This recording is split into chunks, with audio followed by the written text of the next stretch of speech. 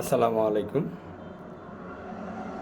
High commode বা লো commode, তারপরে আপনার এই যে ওয়াটার ওয়ারিং শাওয়ার মিক্সার দিয়ে ড্রপ আমার এই দিক দিয়ে নামাইলেই হয়, এক্সট্রা আবার ওই দিক দিয়ে ড্রপ নামানোর কোনো প্রয়োজন ছিল না।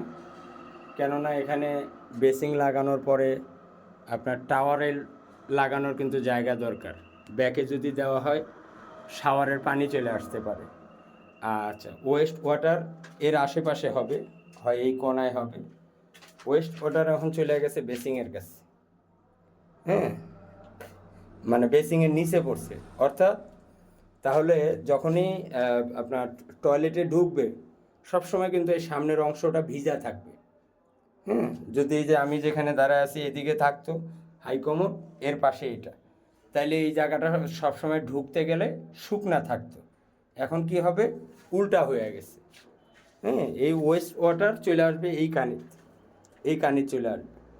এখন হয়ে গেছে দরজা বরাবর ওয়েস্ট ওয়াটার, এই যে শাওয়ার লাইন, ওই যে বেসিংয়ের লাইন। আমি কি জিনিসটা বুঝাইতে পারছি? মানে water slope, West water slope উল্টা হয়ে গেছে, এটা পিছনে হবে। হ্যাঁ, আর সিপিভিসি পাইপ ও ফিটিংস অবশ্যই ব্যবহার করতে হবে, থ্রেড পাইপ ও ফিটিংস। কনসিল ওয়াটার ওয়ারিংয়ে দেওয়া যাবে না, টাইলস যেখানে হবে।